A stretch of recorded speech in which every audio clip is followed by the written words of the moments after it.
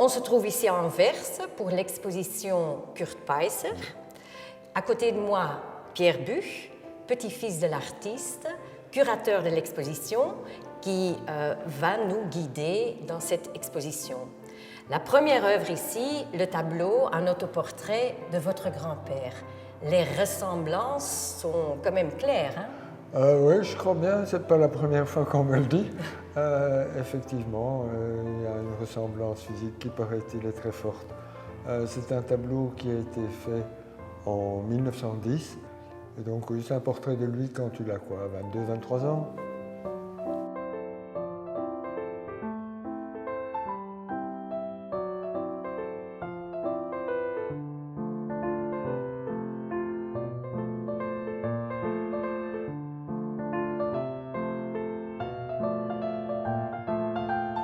Pierre, d'où vient ce titre, Kurt Peiser, Eindelijk thuis? Le titre, d'abord, il était né à Anvers, donc il revient à Anvers, mais surtout, un jour, on était le long de l'Escaut, et en regardant au-dessus de la rivière, il m'a dit « Weet je, Pierre, ik ben altijd een Antwerpenaar gebleven. » Ce qui veut dire « Tu sais, Pierre, je suis toujours resté un Anversois. » C'est de là que vient le titre de l'exposition.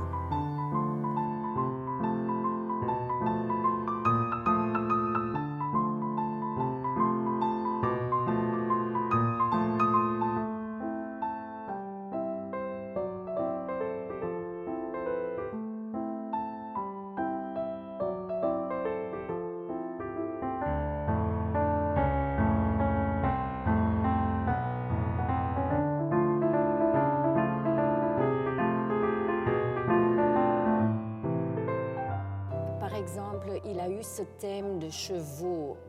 Ce qui m'a vraiment émotionnée, c'est de voir les chevaux qui sont maltraités. Pourquoi ce thème?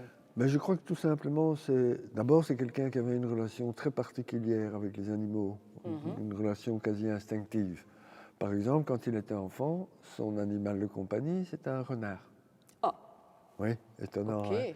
Je l'ai vu de très nombreuses journées peindre avec son chat, Zwetteke, couché sur ses épaules pendant qu'il était en train de peindre debout. Donc il avait une relation très particulière aux animaux.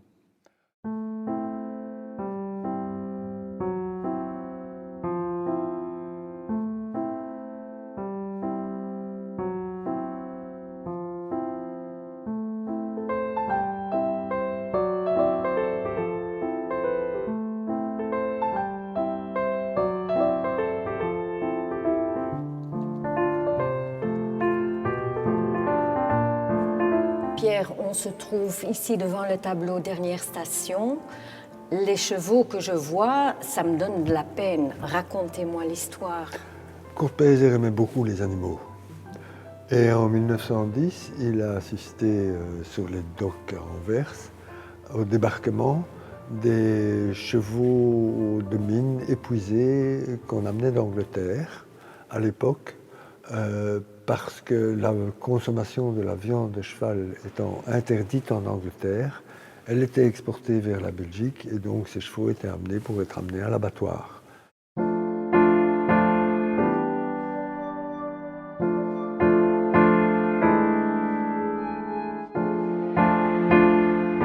Et ils étaient très très maltraités durant le transport et sur les quais.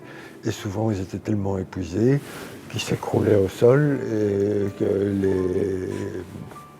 les conducteurs étaient obligés d'essayer de les faire se relever en leur tapant dessus. Et donc un spectacle d'une grande brutalité.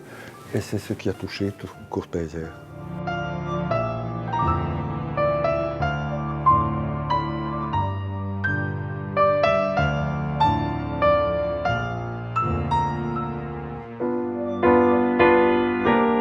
Il voulait montrer avant tout la brutalité de l'être humain, oui, qui est capable de ça. Pourquoi? Parce que ce tableau a en fait bien changé. Dans une première phase, en 1910, il y avait ici un personnage qui tenait un gourdin et qui frappait sur le cheval. Il y avait un autre personnage qui se trouvait de l'autre côté et qui regardait. Et plusieurs personnages à l'arrière-plan, des bâtiments des deux côtés. En 1913, quand il l'a exposé à Londres pour la première fois, le personnage qui se trouvait ici avait disparu. D'autres personnages qui se trouvaient là-bas derrière ont disparu aussi. Puis il a encore une fois changé ce tableau en 1922, et puis encore en 1950. Et en 1950, il a fait disparaître les derniers personnages qu'il y avait par là-bas. Il n'y a plus que de vagues silhouettes et des cheminées qui n'existaient pas au début. Les bâtiments, les maisons qu'il y avait au départ sont devenus des espèces d'usines. Et de ce côté-ci aussi, le fond a été complètement changé, le rendant de moins en moins présent. Pourquoi ? Parce qu'il voulait attirer l'attention sur l'essence de la scène, et on se retrouve là avec l'animal qui souffre, Oui. Qui évoque la brutalité de l'être humain, mais qui n'est plus là. On n'a pas besoin de l'être humain pour voir la brutalité. Pour voir la brutalité. Il a travaillé 40 ans sur ce tableau. Il n'a pas travaillé 40 ans, mais il a commencé en 1910, il l'a changé en 13, il l'a changé en 22, il l'a changé en 50. Donc pendant 40 ans, c'est un tableau qui lui est passé par la tête. Mais non, bien sûr qu'il n'y a pas travaillé tous les jours. C'est clair, c'est clair.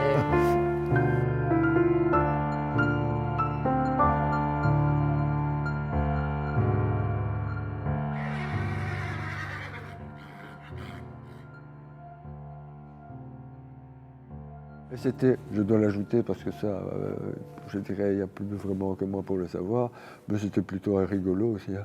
Un rigolo. Mais oui, oui, c'était un homme qui aimait rire, c'était un sens qu'il y avait, un homme qui avait de l'ironie, qui pouvait être taquin. Oui, c'était... Combien de temps vous l'avez connu ? Je l'ai connu toute mon enfance, tous les jours.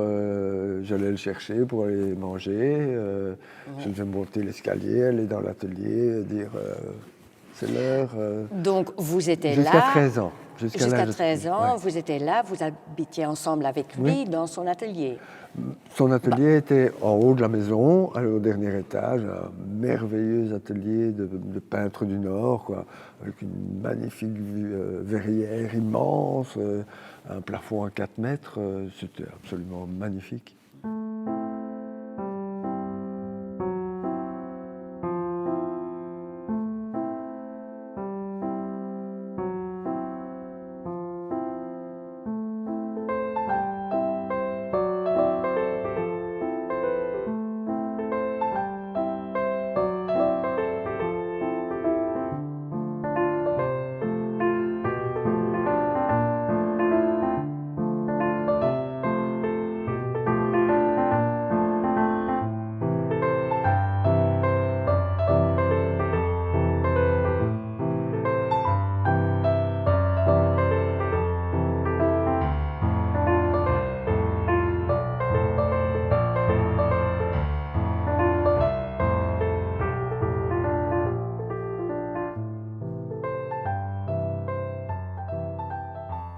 Pierre, on regarde le tableau Cargo dans la brume du port, qui a une restauration ici, avec une histoire très personnelle.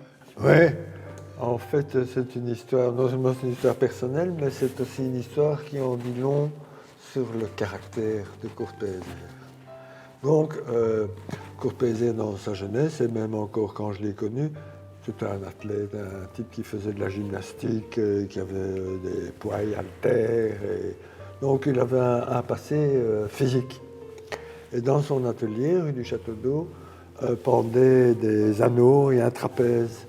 Moi, je ne pouvais évidemment pas aller jouer dans l'atelier, mais un jour, je n'ai pas pu tenir, et bien entendu, j'ai agrippé le trapèze, et je me suis balancé, et à un moment, mes mains ont glissé, je suis parti en avant, et mon pied a traversé ce tableau. Je l'ai passé au travers. Donc j'étais terrifié, je ne savais pas ce que j'allais pouvoir raconter. Je vais trouver ma grand-mère, et je lui dis, voilà ce qui est arrivé. Alors elle me dit, ben, écoute, la seule chose que tu peux faire, c'est tu vas le trouver, tu le racontes. Hein. Oui.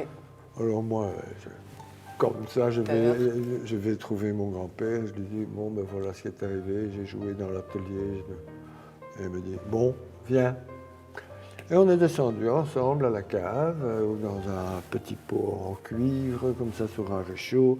On a fait fondre la colle à poisson, puis on est remonté. On a coupé un morceau de toile qu'avec la colle, on a collé à l'arrière du tableau. Et puis, Kurt a repeint la partie manquante devant. D'ailleurs, on voit encore le bout de toile, là derrière. On regarde. Il est toujours là, si je ne me trompe, à moins qu'on l'ait enlevé. Non, il est là. On le voit bien. Oui. Voilà. Donc ça, c'est mon pied. Mon pied vers, je ne sais pas, moi, disons 1957 par là. Et pour moi, ça démontre qui était Peyser, un trait de son caractère particulier, et qui est que ce qui comptait pour lui, c'était la franchise, la vérité. Et à partir de là, on pouvait s'expliquer et les choses devenaient acceptables. Donc, je n'ai jamais été puni pour ça, moi. Mais quand il m'a dit, bon, ben maintenant, voilà, tu sais comment on peut réparer un tableau, mais tu sais surtout que tu ne peux plus jamais venir jouer dans mon atelier. Hein.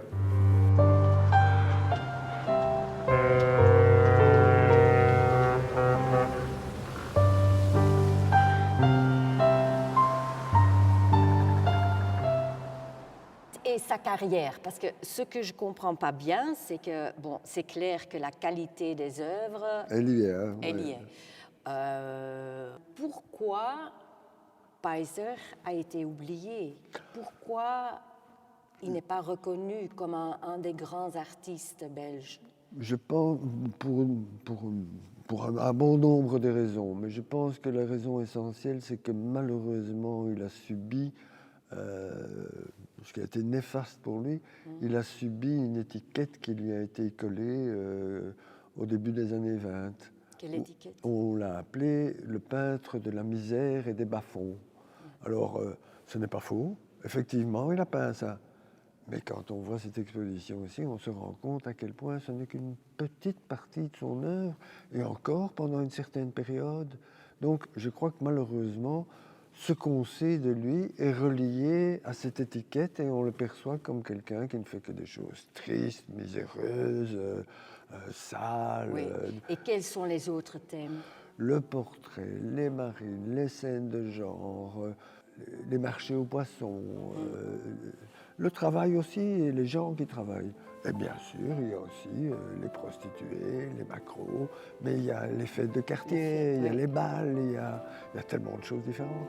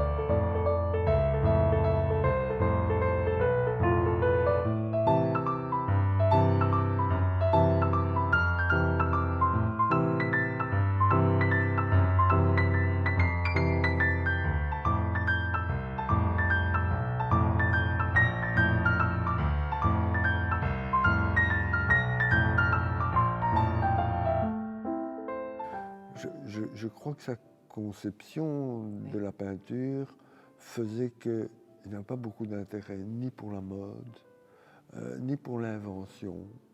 Il n'était pas très préoccupé par le fait de plaire et de peindre pour un public.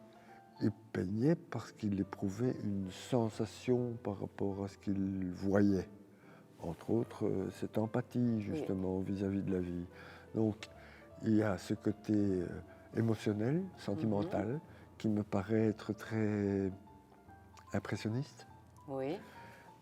Mais par ailleurs, il a une volonté de montrer, pas n'importe quoi, la réalité telle qu'elle est, avec empathie, mais sans pitié.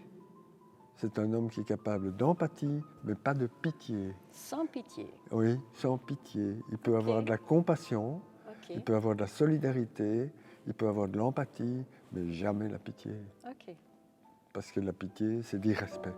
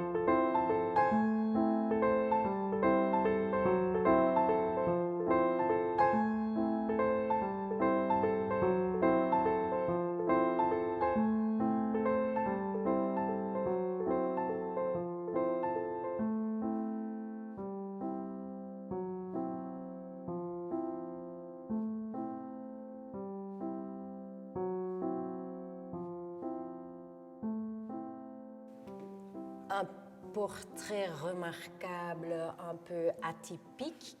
Quelle est l'histoire? Mais ce tableau est pour moi remarquable parce qu'en fait, c'est le tout dernier tableau sur lequel Peyser a travaillé. Je l'ai vu encore peindre sur ce tableau 3 jours avant sa mort, alors qu'il était malade, qu'il arrivait à peine à sortir de son lit. Et il a encore été peint, ce tableau. Et contrairement à ce qu'on pourrait penser, ce qui l'intéressait, c'était le visage. C'était terminer le visage. On pourrait croire, à cause de la main qui est à peine ébauchée, comme ça, que ce tableau n'est pas fini. Moi, je crois qu'il est tout à fait fini. Et que ceci, c'est un geste volontaire, c'est de l'inimportance. C'est comme quand il efface les fonds. Oui. C'est ce qui n'a pas d'importance, c'est pas la peine de s'y arrêter. Ça peut être moins détaillé. Et donc, je ne vois pas ça comme le signe du fait que ce n'est pas fini. Je vois au contraire le fait qu'il y a un acharnement jusqu'au bout, jusqu'au dernier moment. Moi, j'ai envie de dire, il est mort comme Molière, hein, en scène, avec le pinceau à la main.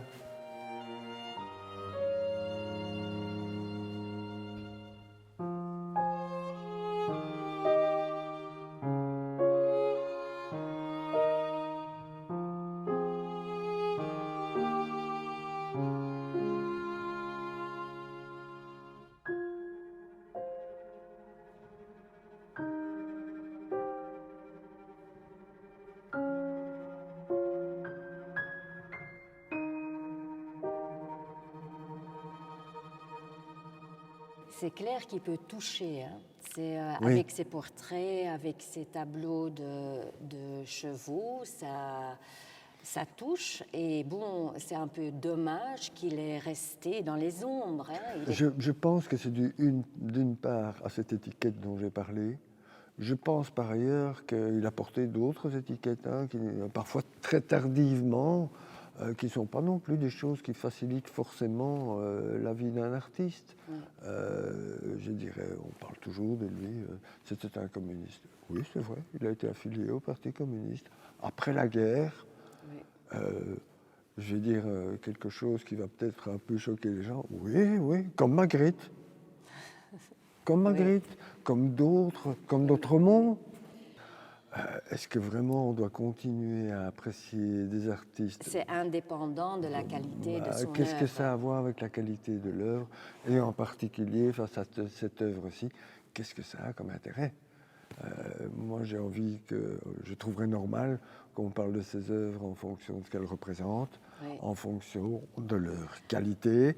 Et ce que ça va faire aux visiteurs, l'émotion que ça donne aux visiteurs. C'est ça qui vise. Je veux dire, si on fait de Peyser un peintre social qui a voulu montrer la lutte de la classe ouvrière, c'est ridicule.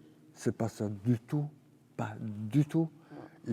C'est vrai qu'il a été sensible à un moment de sa vie à la difficulté de la vie de gens qui étaient des classes les plus défavorisées, parce que c'est eux qu'il connaissait, parce que c'est eux qu'il avait rencontrés quand il était enfant.